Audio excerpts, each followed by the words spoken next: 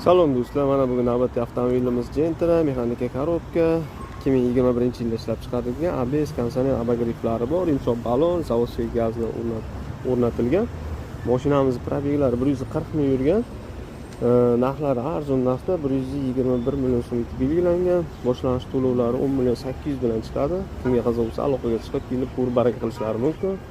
Tonirovkaga ruxsatlari bor. Kraskasi oldi. Kapoti uchi bilan krilochasida pitnochasi bor. Mana mashinamiz holatlari juda ham zo'r turibdi. Motor, korobka, adavelarda ishlari yo'q. Salonlarini o'zi ko'rsatib o'taman.